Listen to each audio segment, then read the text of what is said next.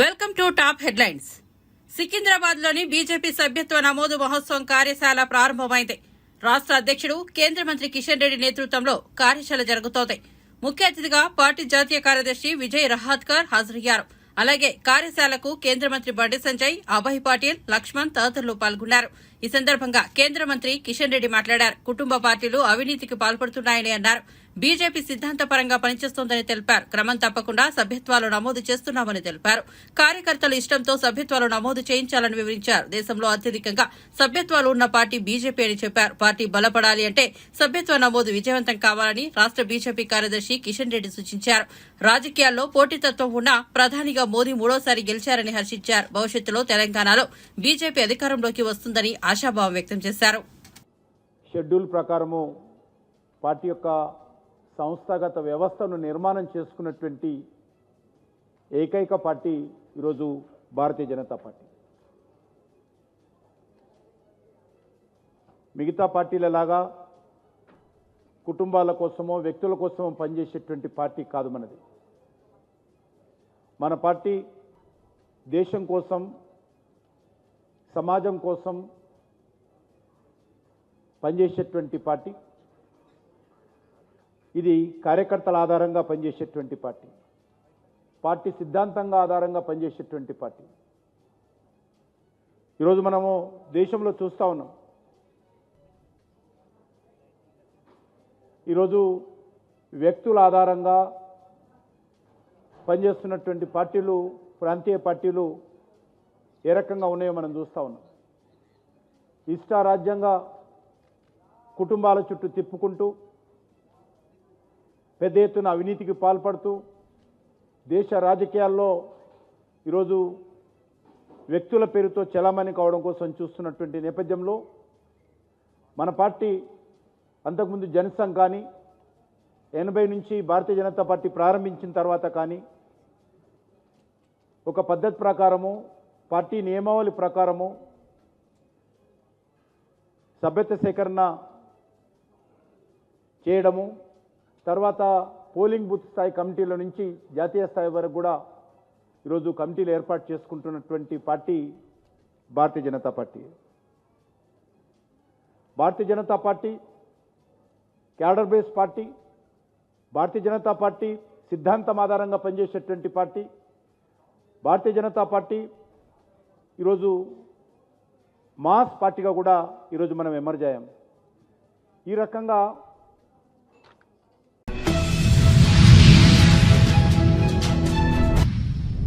వైఎస్సార్సీపీ హయాంలో ప్రాజెక్టులను నిర్లక్ష్యం చేశారని మంత్రి ఆనం రామనారాయణ రెడ్డి విమర్శించారు. ప్రాజెక్టుల పనులు చేయకుండా నిలిపివేశారన్నారు. నెల్లూరులో ఎమ్మెల్యే కోటంరెడ్డి టీడీపీ నేతలతో కలిసి నిర్వహించిన మీడియా సమావేశంలో ఆయన మాట్లాడారు. ఇరిగేషన్ పై మాజీ సీఎం జగన్ కు చిత్తశుద్ది, అవగాహన లేదని మండిపడ్డారు. వైఎస్సార్సీపీ పాలనలో రైతులు నాశనమయ్యారన్నారు. ఈ జిల్లా రైతాంగానికి ఉపయోగపడతాయి, మీరు అందరూ రండి అని చెప్పి స్వయంగా ఆహ్వానం కూడా మీ అందరికి కూడా పంపడం జరిగింది. అంటే ఒక రాష్ట్ర ముఖ్యమంత్రి గారి ప్రాధాన్యత ఏ విధంగా ఉంటుందో మీరు ఆలోచించండి. గతంలో అదే ఈ రాష్ట్రంలో ముఖ్యమంత్రి గారు రావాలంటే తెరలు కట్టాలి, చెట్లు నరికేయాలి, అప్పుడు మాత్రమే ముఖ్యమంత్రి వచ్చి పోయాడనేటువంటిది మనకి తెలిసే అర్థం. ఇవాళ ఒక చెట్టు కాదు కదా, చిటారు కొమ్మను కూడా తొలగించిన దాఖలాలు సోమశిల ప్రాజెక్టులో చేయలేదు. మళ్ళీ ఈనాడు ఒక పాపులర్ చీఫ్ మినిస్టర్ వచ్చాడు. 164 శాసనసభ్యులు కలిగిన ముఖ్యమంత్రి, 97% ప్రజా అభిప్రాయం పొందినటువంటి ముఖ్యమంత్రి వస్తే చెట్టు ఆకు కూడా కదలనీయకుండా ఆయన ప్రయాణం సాగింది. ఎక్కడా తెరలు కట్టలేదు. అందరు శాసనసభ్యుల్ని బస్సులో ఎక్కించుకున్నాడు. అన్ని ప్రాజెక్టులకు సంబంధించినటువంటి వివరాలన్నీ తెలుసుకున్నారు. వచ్చి ఆ యొక్క గ్రామం, ఆ యొక్క మండలం, ఆ నియోజకవర్గం యొక్క ప్రజల నాడి కనుక్కోవడానికి ఒక చర్చా వేదికను కూడా పెట్టి బలవంతపు సమూహాలను ఏర్పాటు చేయడానికి, వేల సంఖ్యలో నాకు జనం కావాలి, నేను మాత్రం చెర్ల మాటనే వస్తాను, జనాన్ని మీరు తోలండి, నేను మైక్లో ఉపన్యాసం చెప్తే అన్న ముఖ్యమంత్రి కాదు ఈ ముఖ్యమంత్రి. అది గత ప్రభుత్వంలో జగన్ రెడ్డి గారి కార్యక్రమం. ఇది ప్రజా అభిప్రాయం మీద పనిచేసే ముఖ్యమంత్రి చంద్రబాబు నాయుడు గారు అనేది ఇవాళ స్పష్టంగా మనకు కనపడింది. ప్రజల అవసరాలు తెలుసుకోవాలంటే ప్రజల మధ్యనే కూర్చోవాలి, చర్చా వేదికలో వాళ్ళ అవసరాలు తెలుసుకోవాలి, వాటిని పరిష్కరించాలి అన్నదే ఈనాటి మన ముఖ్యమంత్రి గారి ఆలోచన. ఆ ఆలోచనతోనే ఎటువంటి సమాచారం జిల్లా అధికార యంత్రాంగానికి ఇవ్వకుండా, అందులో సామాన్య ముఖ్యమంత్రి కాదు ఈయన, Z+ కేటగిరీ ఉన్నటువంటి ముఖ్యమంత్రి, టెర్రరిస్ట్ అటాకుల్లో బయటపడినటువంటి ముఖ్యమంత్రి, ఈ దేశంలో అత్యంత ప్రధానమైనటువంటి భద్రత కలిగినటువంటి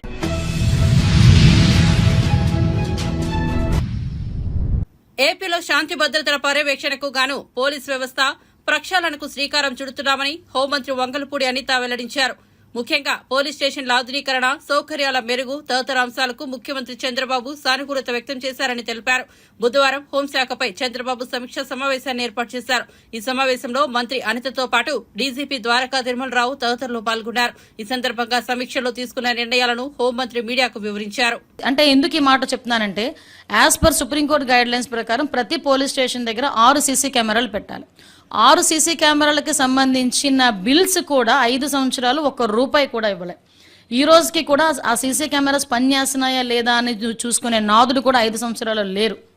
ఇలాంటి ఆశ్చర్యకరమైన విషయాలన్నీ కూడా కొన్ని సందర్భాల్లో మనకు తెలియటం, మళ్ళా తిరిగి ఈరోజు బయటకు వచ్చి ఈరోజు జగన్మోహన్ రెడ్డి గారు బయటకు వచ్చి భద్రత గురించి, అదేవిధంగా ఉమెన్ సేఫ్టీ గురించి మాట్లాడటం, ఇవన్నీ చూస్తూ ఉంటే కంపారిజన్ కూడా తెలియాలనే ఉద్దేశంతో చాలా క్లియర్గా చెప్పడం జరుగుతుంది. ఈరోజు గౌరవ ముఖ్యమంత్రిగా చేసిన రివ్యూలో కూడా చాలా క్లియర్గా సుప్రీంకోర్టు గైడ్ లైన్స్ ప్రకారం పెట్టాల్సిన 6 సీసీ కెమెరాలకు సంబంధించిన ₹11 కోట్ల కూడా ఇమ్మీడియట్గా క్లియర్ చేయమని చెప్పి ఈరోజు గౌరవ ముఖ్యమంత్రి గారు ఆదేశాలు ఇవ్వడం జరిగింది. అదేవిధంగా మనకి యాన్యువల్ మెయింటెనెన్స్ ఛార్జెస్ ఉంటాయండి. ఆ మెయింటెనెన్స్ ఛార్జెస్ ఏంటంటే, ఈ ఫింగర్ ప్రింట్కి సంబంధించిన ఐడెంటిఫికేషన్ టూల్స్ మనకి యూటిలైజేషన్ కానీ, అదేవిధంగా పామ్ ఐడెంటిఫికేషన్. ఇప్పుడు ఎక్కడైనా అర్ధరాత్రి బీట్కి వెళ్తారు పోలీసులు, ఎవడో మనకి అనుమానాస్పదంగా తిరుగుతుంటాడు, వాడికి ఇంతకు ముందు క్రిమినల్ బ్యాక్గ్రౌండ్ ఉందా లేదా అని చెప్పుకోవడానికి మనం మళ్ళా తీసుకొచ్చి క్రిమినల్ రికార్డ్స్ తీసుకునాల్సిన అవసరం ఉండేది కాదు. ఈవెన్ వాళ్ళ దగ్గర ఉన్న ఈ ఫింగర్ ప్రింట్ ఐడెంటిఫికేషన్ మిషనరీతోనే వెంటనే ఇమీడియట్గా వాడు అక్కడ ఫింగర్ ప్రింట్ వేస్తే వాడికి ఇంతకు ముందు క్రిమినల్ బ్యాక్గ్రౌండ్ ఉందా లేదా అనేది చాలా క్లియర్గా అర్థమైపోయేది. ఇమీడియట్గా వాడికి ఆ క్రిమినల్ బ్యాక్గ్రౌండ్ ఉంది అనుకుంటే కనుక టక్మని తీసుకొని వచ్చి వాడి మీద కేసు పెట్టి యాక్షన్ తీసుకునే పరిస్థితి కూడా ఇంతకు ముందు ఉండేది. సో లాస్ట్ 5 yearsలో ఆ ఫింగర్ ప్రింట్ ఐడెంటిఫికేషన్ అన్నది పూర్తిగా నిర్వీర్యం అయిపోయింది. అంటే వాళ్ళు ఏంటంటే, వాళ్ళ మినిమం మెయింటెనెన్స్ డబ్బులు కూడా ఆ రోజుల్లో ఇవ్వకపోవటం వల్ల ఈవెన్ ట్రాఫిక్ చలానాల్స్ కానీ, అంటే ఎక్కడైనా ఈ పామ్ ఐడెంటిఫికేషన్స్ కానీ, ఈవెన్ గంజా ఐడెంటిఫికేషన్ టూల్స్ కానీ, వీటన్నిటికీ కూడా మెయింటెనెన్స్ ఇంతకు ముందు ఉండేదా, మెయింటెనెన్స్ అంతా కూడా 5 సంవత్సరాలు పోవటం వల్ల అవన్నీ కూడా మూలన పడిపోయిన పరిస్థితి. మళ్ళా వాటన్నిటినీ కూడా ఈరోజు రీస్టోర్ చేసి, వాటన్నిటికీ కూడా ఏదైతే వాళ్ళ ఛార్జెస్ ఉన్నాయో ₹10 కోట్ల, ఆ ₹10 కోట్ల కూడా ఈరోజు ఇమీడియట్గా రిలీజ్ చేసి వాటన్నిటినీ కూడా మళ్ళీ లైవ్లోకి తీసుకొచ్చి, ఏదైతే ఫింగర్ ప్రింట్ ఐడెంటిఫికేషన్ అవన్నీ కూడా మళ్ళా పోలీసులకు అందుబాటులో తీసుకొచ్చి, ఎక్కడైతే నేరాలు జరుగుతాయో, అనుమానాస్పదంగా తిరుగుతారో ఆ క్రిమినల్స్ పట్టుకునే విషయంలో వాళ్ళకి కూడా ఒక మంచి ఆపర్చునిటీ కింద ఇది కూడా భావించుకోవాలి మనం. అదేవిధంగా ఇంతకు ముందు మనకి ఏంటంటే 15,000 సీసీ కెమెరాస్ మనకి ఇంతకు ముందు ఉండేవి. ఆ సీసీ బీఆర్ఎస్ వర్కింగ్ ప్రెసిడెంట్ మాజీ మంత్రి కేటీఆర్ పై మంత్రి కోమిటిరెడ్డి వెంకటరెడ్డి కీలక వ్యాఖ్యలు చేశారు. బుధవారం ఆయన మీడియాతో మాట్లాడుతూ, నిబంధనలకు వ్యతిరేకంగా నిర్మించిన భవనాలే హైడ్రా కూల్చుతోందని అన్నారు. నిబంధనలకు విరుద్ధంగా ఉంటే జన్వాడ హోమ్ హౌస్ ను సైతం కూల్చివేస్తారు, అందులో ఎలాంటి అనుమానం అవసరం లేదని అన్నారు. అక్రమంగా జన్వాడలో కేటీఆర్ ఫామ్ హౌస్ నిర్మించారని మండిపడ్డారు. బీఆర్ఎస్ బీజేపీ రెండు ఒకటేనని, ఇక నుంచి బీఆర్ఎస్ ను కూడా బీజేపీనే అని పిలవాలని ఎద్దేవా చేశారు. అతి త్వరలోనే బీజేపీలో బీఆర్ఎస్ విలీనం కాబోతోందని అన్నారు. కేటీఆర్ ను చూస్తే జాలి వేస్తోందని విమర్శించారు. మళ్లీ తామే అధికారంలోకి వస్తామని కేటీఆర్ మాట్లాడుతుంటే నవ్వొస్తోందని ఎద్దేవా చేశారు. రేపటి బీఆర్ఎస్ ధర్నాకు 1000 మంది కూడా రారని అన్నారు. అదే పెద్ద విషయం. బీఆర్ఎస్ బీజేపీలో కలిసింది అదొక న్యూస్. మీకు అభిషేకంగా అడ్వకేట్ పైసలు ఓరిస్తానికి పోతారు, అదేముంది సార్? ముఖ్యంగా విగ్రహం సంబంధించి ఇటు బీజేపీ వాళ్ళు వస్తే వాజ్పేయి విగ్రహం పెడతామని చెప్పి సచివాలయం ముందు బండి సంజయ్ మంచి సర్కిల్ చూసుకొని పెట్టామని. వాజ్పేయి మంచి లీడర్, మీకు ఏమంటారు? సార్ కేటీఆర్ అది కేటీఆర్ చెత్త చెదాన్ని తీసేస్తా అని చెప్పి రాజీవ్ గారిని టచ్ చేస్తే టచ్ చేసిండో లేదో ఒకటే నిమిషంలో టీఆర్ఎస్ ఆఫీసు మొత్తం పునాదులతో లేచిపోతుంది. పునాదులు ఉండదు, వాళ్ళు కట్టుకున్న బంగ్లాలు ఉండవు, వాళ్ళు కట్టుకున్న ఫామ్ హౌస్లు ఉండదు. దేశం కోసం చనిపోయిన మాజీ ప్రధానమంత్రి, 18 సంవత్సరాలు ఓటు హక్కు కల్పించిన మహనీయుడు, ఆ మహిళలకు 50% రిజర్వేషన్ కల్పించిన ఆలోచన పరుడు. ఏమైనా బుద్ధి ఉందా ఆయనకు? రాజీవ్ గాంధీకి వీళ్ళకి ఏమైనా పోలికుందా? ఆయన విగ్రహం టచ్ చేస్తావు. కేటీఆర్ ఎంత దమ్ముండాలి నీకు? మాట్లాడడానికి ఎంత ధైర్యం నీకు? ఏం మాట్లాడుతున్నా? సార్ కేటీఆర్ కి ఫామ్ హౌస్ ఉందన్నారు, అది కూల్ చేస్తారా సార్? కేటీఆర్ కి జన్వాడలో ఫామ్ హౌస్ ఉంది, మీరు స్వయంగా వెళ్ళి చూసి వచ్చాను అన్నారు కదా, అది అంటే హైడ్రా అదే ఇప్పుడు హైడ్రా చర్యలు తీసుకుంటుంది కదా, ఇప్పుడు కూల్చే అవకాశాలు ఉన్నాయి. వస్తే చర్యలు తీసుకుంటారా లేదా హైడ్రా కమిషనర్ హైడ్రా కమిటీ నిర్ణయిస్తుంది. నేను సంబంధిత శాఖ మంత్రిని కాదు, లేదంటే చూసి వచ్చినా అని చెప్పినా మీరు కూడా పోయిరారని చెప్తున్నాను. అప్పుడు రేవంత్ రెడ్డి గారు మీరు పోయింది అదే కేసు అయింది కదా. హైడ్రా విషయం వేరు, ఆయన మాట్లాడుతున్న వాళ్ళకున్న వీళ్ళకు అంటే అది చట్టపరంగా అదొక ఇండివిజువల్ బాడీ, వాళ్ళ పని వాళ్ళు చేసుకుంటూ పోతారు. ఆయన ఏదో స్టేట్మెంట్ ఇచ్చినని మా వాళ్ళు చెప్తే అయినా మా డిబేట్ కావద్దు, మీరు రోడ్సే ప్లీజ్. ఎందుకంటే రన్నా యు ఆర్ రాంగ్. పిఆర్ఓ పిలిచేది అంటే ఎందుకంటే సబ్జెక్ట్ వేరే కావాలని చెప్పిండు, మిక్స్ అయితే కదిస్తాను కాదంతో నాకేం సంబంధం? నీ తినలేదు తిప్పలేదు వాడు. రెస్పెక్ట్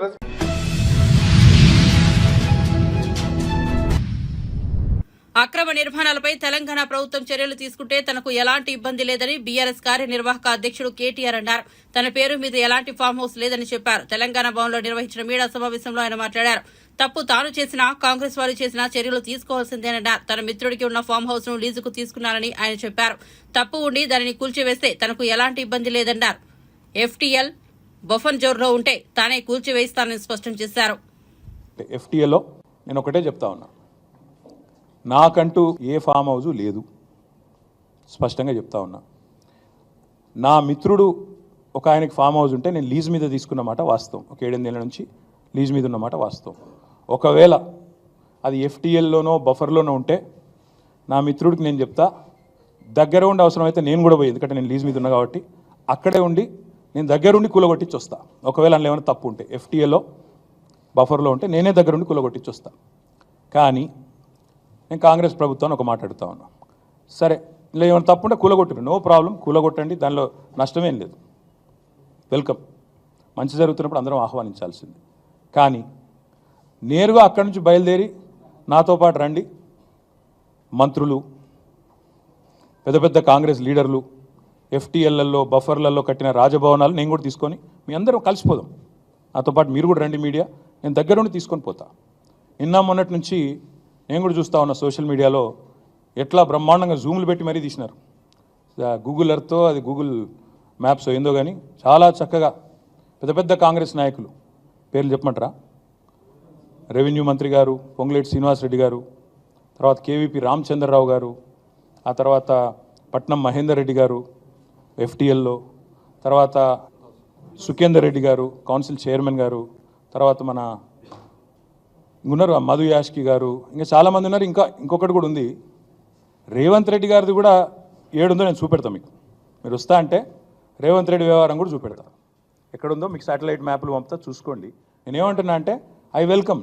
ఎక్కడ నా పేరు మీద ఏదో మీడియాలో ఏదో వేసేసి ఏదో జరిగిపోయింది ఏమో అయిపోతుంది, ఆడేమైనా తప్పు ఉంటే కొట్టండి, నేను ఎందుకు వద్దంట. వెల్కమ్. నా పేరు మీద ఏ ప్రాపర్టీ లేదు, లీజ్ మీద నేను ఉన్నాను.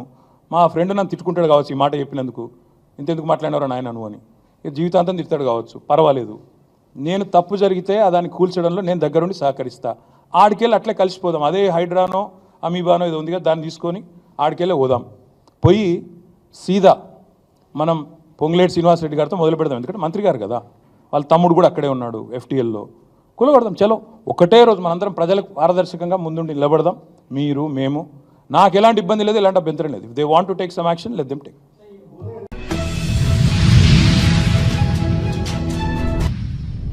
అమలాపురం మాజీ ఎంపీ జీవీ హర్షకుమార్ పై ఎంఆర్పీఎస్ వ్యవస్థాపకుడు మందకృష్ణ మాదిగ ఫైర్ అయ్యారు. ఎస్సీ వర్గీకరణకు అనుకూలంగా సుప్రీంకోర్టు ఇచ్చిన తీర్పును తప్పుపడుతున్న హర్షకుమార్ తన రాజకీయ అవసరాల కోసమే కులాన్ని వాడుకున్నారని, జాతి కోసం చేసిందేమీ లేదని విమర్శించారు. బుధవారం సోమాజిగూడ ప్రెస్ క్లబ్ లో ఆయన మీడియాతో మాట్లాడుతూ ఎస్సీ వర్గీకరణకు మోకాలు అడ్డిందే హర్షకుమార్. అలాంటి వ్యక్తి టీడీపీలో ఎందుకు చేరారు? హర్షకుమార్ సమాధానం చెప్పాలి. వర్గీకరణ పైన భిన్నాభిప్రాయాలు వ్యక్తం చేస్తున్న వారి మీద నేను మాట్లాడను. పార్లమెంట్లో బిల్లు అనుకూలంగా ఉన్నప్పుడు రాష్ట్రాల మీద నెపం వేసిండు. ఇవాళ రాష్ట్రాలకు ఆ అధికారం ఉందని సుప్రీంకోర్టు చెప్పగానే మళ్లీ పార్లమెంటు ప్రస్తావన తీసుకొస్తున్నారని మందకృష్ణ మాదిగ అన్నారు. కలిసి అన్ని పార్టీ లేఖలు ఇచ్చాం కదా, మెజారిటీ ఉన్నది కదా అప్పటికి. మరి బిల్లు పెట్టద్దని చెప్పి అడ్డం పడ్డదేవను ఈయనే కదా. మరి ఇప్పుడు పార్లమెంటు గురించి మాట్లాడుతున్న మీరు పార్లమెంట్లో బిల్లు పెట్టే సమయం వచ్చినప్పుడు మీరు అడ్డం పడ్డది మీరే కదా. ఇప్పుడు ఎందుకు మాట్లాడతారు? సేమ్ టైం అప్పుడు సుప్రీంకోర్టులో ఈ అంశం లేదు కాబట్టి పార్లమెంట్లో బిల్లు గురించి చర్చ వచ్చింది, మీరే అడ్డుకున్నారు. ఇప్పుడు సుప్రీంకోర్టు అత్యున్నత ధర్మాసనం ఏం చెప్పింది?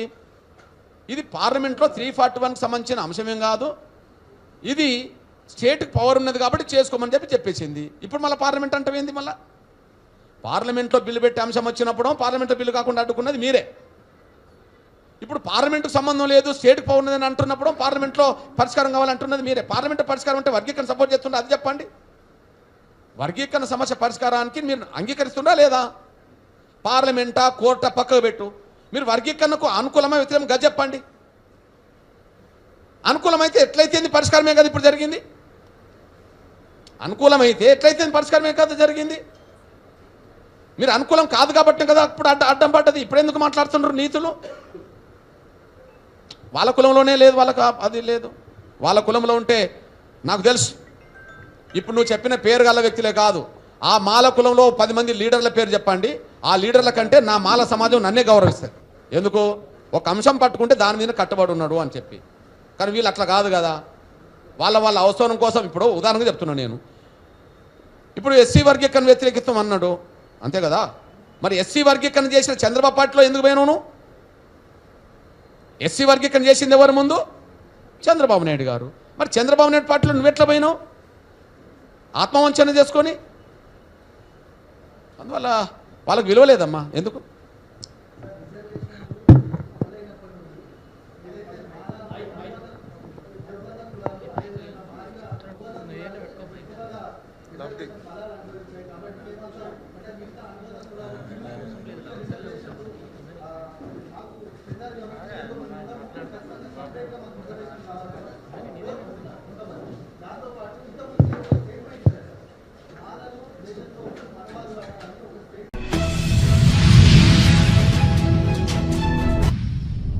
జన్వాడ ఫామ్ హౌస్ పై కేటీఆర్ చేసిన వ్యాఖ్యలకు TPCC working president MLC Mahesh Kumar Goud counter ఇచ్చారు. గాంధీ భవన్ లో ఆయన మాట్లాడుతూ జన్వాడ భూములని కేటీఆర్వేనని ఎలాంటి సందేహం లేదన్నారు. నాలాలన్నీ కూలగొట్టి కేటీఆర్ ఫామ్ హౌస్ కట్టాడని ఆరోపించారు. కేటీఆర్ కు పౌరుషం ఉంటే ఫామ్ హౌస్ ని కూలగొట్టాలి, అప్పుడు మేము హర్షిస్తామన్నారు. ఆ రోజు డ్రోన్ తిరుగుతుంటే కేటీఆర్ కు అక్కడ ఏం పని అని ప్రశ్నించారు. చట్టానికి ఎవరు అతిథులు గారు, ఎవరు చుట్టాలు గారు.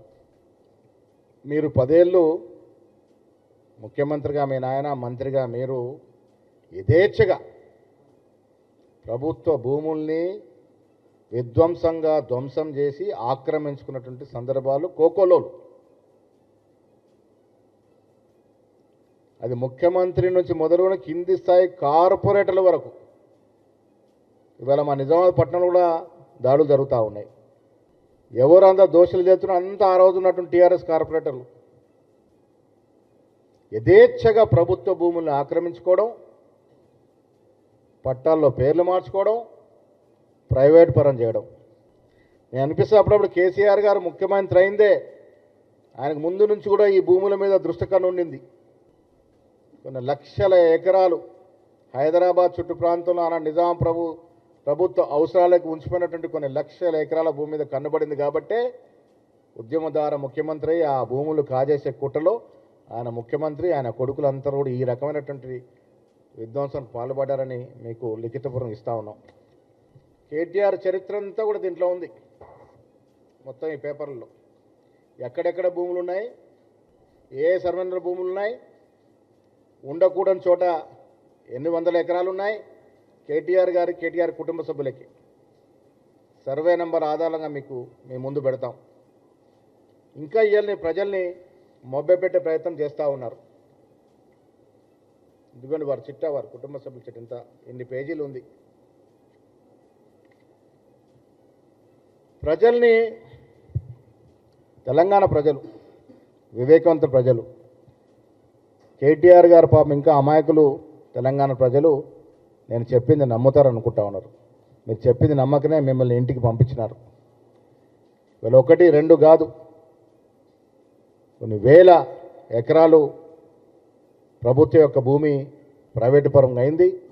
దాంట్లో కేసీఆర్ కుటుంబ సభ్యులే కాకుండా ఆనాడు ఉన్నటువంటి మంత్రులు, శాసనసభ్యులు, శాసనమండలి సభ్యులు, ఆఖరి కార్పొరేటర్లు కూడా ఈ భూమి విధ్వంసానికి పాల్పడి ప్రభుత్వ భూముల్ని కాజేసిన సందర్భం. ఆనాడు ఈ ఫామ్ హౌస్ కూడా ఒక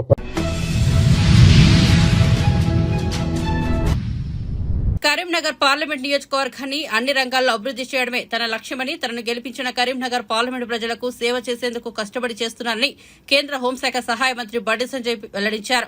కరీంనగర్ జిల్లా కలెక్టరేట్లో వివిధ శాఖల హెచ్ఓడీలతో మంగళవారం ఆయన ఇంటరాక్షన్ సమావేశం నిర్వహించారు. కేంద్ర మంత్రిగా బాధ్యతలు చేపట్టాక తొలిసారి కలెక్టరేట్ కు వచ్చిన సంజయ్ కి కలెక్టర్ పమేలా సత్పతి సహా ఇతర అధికారులు స్వాగతం పలికారు. ఈ సందర్భంగా శాఖల వారీగా కేంద్ర ప్రభుత్వం అందిస్తున్న నిధులు, పథకాలు అమలు తీరుపై అడిగి తెలుసుకున్నారు. కరీంనగర్ నుంచి హసన్పర్తి వరకు కొత్త రైల్వే లేన్ ఏర్పాటు కోసం ప్రయత్నిస్తున్నట్లు బండి సంజయ్ తెలిపారు.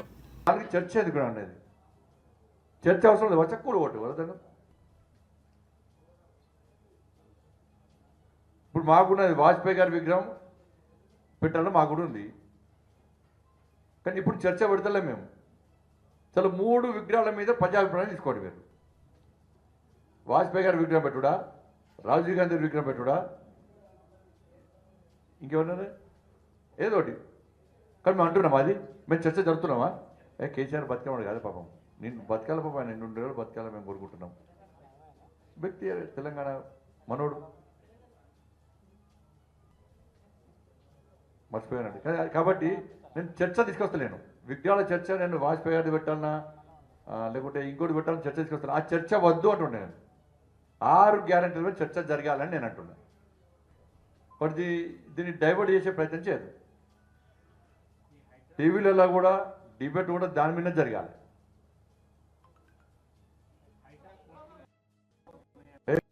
సగం మంది కాంగ్రెస్ వాళ్ళ ల్యాండ్స్ ఉన్నాయి దానిలో. ఇప్పుడు చిన్న గుంటలు గజాల జాగున జోలికి పోతురు, కానీ 5 ఎకరాలు 10 ఎకరాలు పెద్ద ఆసాంల జోలికి మాత్రం పోతలేరు. దీని వెనుక తతంగం అంతా వేరే ఉన్నది, మళ్ళీ అంత కలెక్షనే.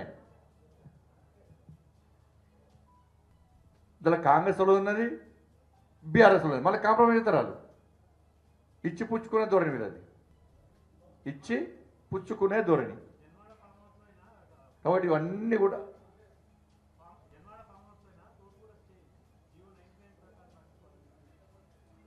ఇవన్నీ కూడా కావాలనే ఇవి కలెక్షన్లు. ఇప్పుడు మహారాష్ట్రకి ఎన్నికలకు పైసలు కావాలి కాంగ్రెస్ వాళ్ళకు,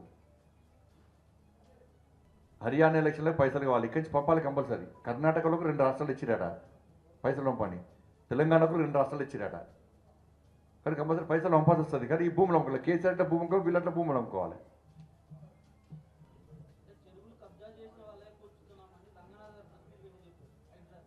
ప్రెస్ మీట్ ఆ రంగనాథ్ సార్ నామే కూడా పెట్టిండు ఒకసారి.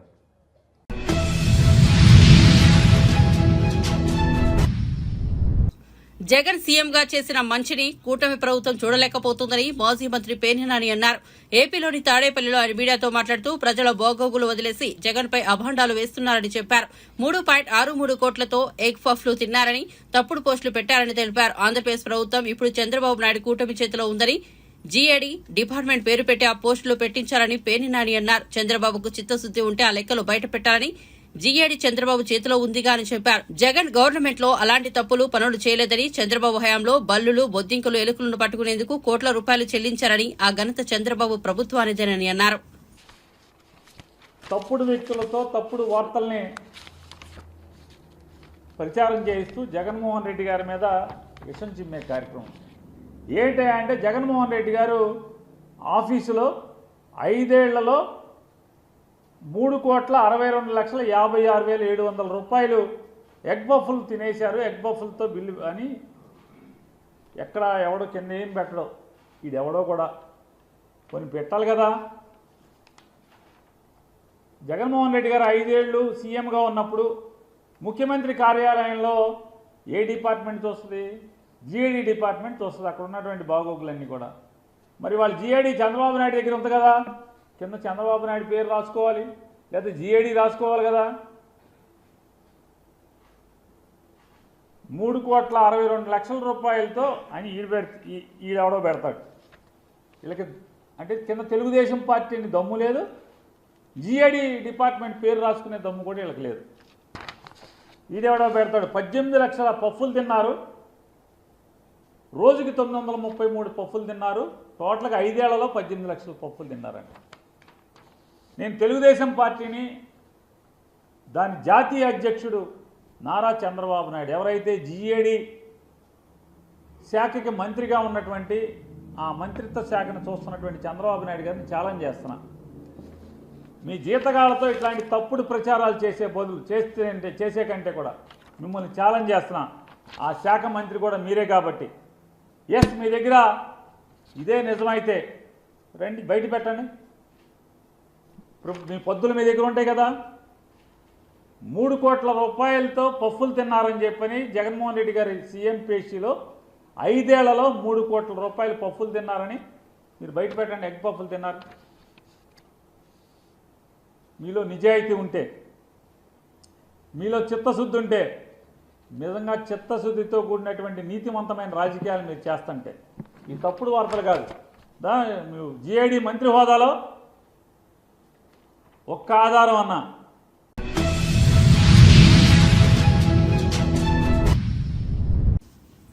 వెలుగొండ హెడ్ రెగ్యులేటర్ పనుల్లో అవినీతి జరిగింది. జగన్ ప్రభుత్వం రాగానే దాని పనులకు జగన్ కు అత్యంత సన్నిహితుడు అనుమానుడైన గుత్తేదారు నామినేషన్పై పొందారు. అంతకు ముందున్న గుత్తేదారును 60C కింద తొలగించారు. ఎన్నికల వరకు చేసినంత వరకు పనులు చేసి బిల్లులు తీసుకుని గుత్తేదారు జారుకున్నారు. ఈ పనుల్లో నాణ్యత లేదన్న సమాచారం మాకొంది. అక్రమాలకు పాల్పడిన జగన్ ప్రాజెక్టుల గురించి ఎలా మాట్లాడతారని జలవనరుల మంత్రి నిమ్మల రామానాయుడు నిలదీశారు. 5 ఏళ్లలో ఏం చేయని జగన్ 50 రోజుల టీడీపీ పాలనపై విమర్శలు చేయడమేంటని ప్రశ్నించారు. వెలగపూడిలో మంగళవారం ఆయన విలేకరులతో మాట్లాడారు. ఈవేళ జగన్మోహన్ రెడ్డి ఆంధ్రప్రదేశ్ రాష్ట్రంలో మిగిలిపోయినటువంటి పరిస్థితిని ముందుగా మీ ద్వారా తెలియజేసుకుంటూ, అందుకు ఏదైతే నిన్న వెలుగొండ గురించి ఏదైతే మాట్లాడుతూ ఉన్నారో, నేను అడుగుతూ ఉన్న జగన్మోహన్ రెడ్డిని సూటిగా ప్రశ్నిస్తూ ఉన్నా. వెలుగొండ ప్రాజెక్టుకు సంబంధించి మీరు చెప్పినటువంటి మాటలు ఏవైతే అసత్యాలు ఏవైతే ఉన్నాయో వాటి మీద అడుగుతూ ఉన్నా. ఇప్పటికే మేము అధికారంలోకి వచ్చిన తర్వాత చూస్తూ ఉన్నాం, ఏదైతే మీ 5 సంవత్సరాల్లో మీరు చేసినటువంటి 14 లక్షల కోట్ల అప్పుల్ని మేము భరిస్తూ, ఇప్పుడు మీరు 5 సంవత్సరాల్లో చేసినటువంటి తప్పులను కూడా మేము భరించాలా అని చెప్పి జగన్మోహన్ రెడ్డిని అడుగుతూ ఉన్న సూటిగా సమాధానం చెప్పాలి. ఎందుకంటున్నానంటే, ఏదైతే ఈవేళ పోలవరం ప్రాజెక్టు దగ్గర నుంచి వెలుగొండ ప్రాజెక్టు వరకు ఆంధ్రప్రదేశ్ రాష్ట్రంలో ఉన్నటువంటి ప్రతి ప్రాజెక్టు, ప్రతి రిజర్వాయరు కూడా జగన్మోహన్ రెడ్డి యొక్క పాలన విధ్వంసానికి గురైనటువంటి పరిస్థితి ఏదైతే ఉందో దాన్ని కప్పిపుచ్చుతూ తన తప్పిదాలను ఇతరుల మీద నెట్టేసేటువంటి నీ విష ప్రయత్నాన్ని ఈరోజు ప్రశ్నిస్తూ ఉన్నాం పత్రికాముఖంగా. అందులో ప్రధానంగా ఏదైతే వెలుగొండ ప్రాజెక్టుకి సంబంధించి అడుగుతూ ఉన్నాం. ఏదైతే శ్రీశైలం బ్యాక్ వాటర్లో ఆ యొక్క వెలుగొండకు సంబంధించినటువంటి టన్నల్ హెడ్ రెగ్యులేటర్ ఏదైతే ఉందో, అంటే ఈ వెలుగొండక ప్రాజెక్టుకి ప్రాథమికంగా ఉన్నటువంటి టన్నల్ హెడ్ రెగ్యులేటర్ ఏదైతే ఉందో దానికి సంబంధించినటువంటి పనులే వింగ్స్ అండ్ రిటర్న్స్ ఏవైతే ఆ రెగ్యులేటర్ పనులు పూర్తి చేయకుండా నీళ్లు వదిలితే రేపు టన్నెల్కే ప్రమాదం వచ్చేటువంటి పరిస్థితి ఉండగా, మరి కనీసం ఆ యొక్క పరిజ్ఞానం కూడా లేకుండా వెలుగొండకి నీళ్లు వదలొచ్చు అనేటువంటి మాట ఒక మాజీ ముఖ్యమంత్రిగా నువ్వు చెప్తూ ఉంటే హాస్యాస్పదం కాదా అని చెప్పి ప్రశ్నిస్తూ ఉన్నా.